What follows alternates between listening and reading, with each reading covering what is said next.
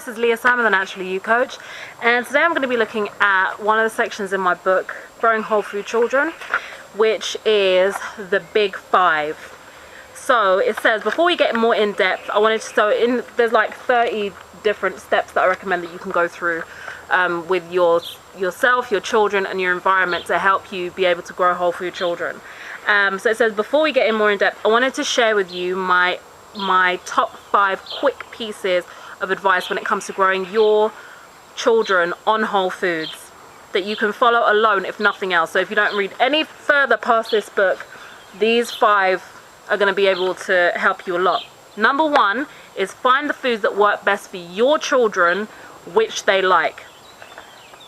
Even though it's kind of assumed for some reason that if a food is good for you, it's not going to taste good, I don't think that's true at all. There are hundreds and hundreds of fruits and vegetables and nuts and seeds and all those wonderful things out there.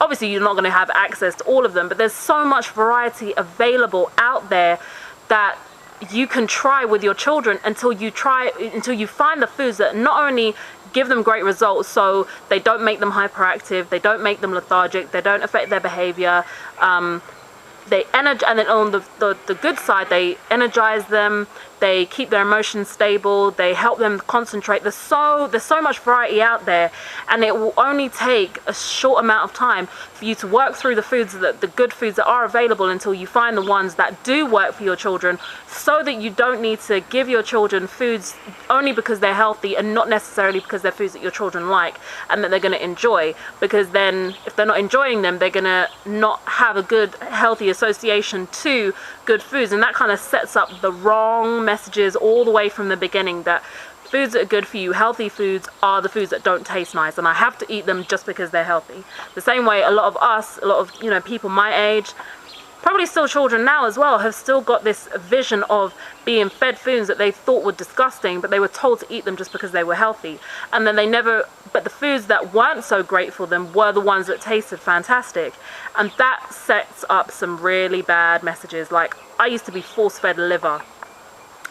I think liver was the most disgusting thing ever, and I was forced to eat it because I was told it was healthy for me. So that just triggered in my mind, well, healthy foods are just disgusting, like there's tough, rubbery maybe it was just the way that it was prepared. It was just tough and rubbery and horrible. Memories of liver. But then, I know people that gag at the thought of porridge, or they can't stand the thought of, there's one particular person who can't stand yogurt because they were given it every day when they were younger. There's a lot of things that are triggered from our experiences when we're younger, and they follow us through the whole of our lives without us even realizing it. So now we've got the opportunity, with that in mind, we've got the opportunity to change the way that our children think about healthy foods and foods that are good for them, so that not only are they eating them because they know that they're good for them, but primarily, children's concern is not that they're eating foods that are not going to eventually give them heart disease and cancer. They're just thinking, how good does this taste? We can give them the best tasting foods that are also good for them, so that they marry those two things together, as opposed to marrying this tough, rubbery, horrible, gloopy food is what's good for me.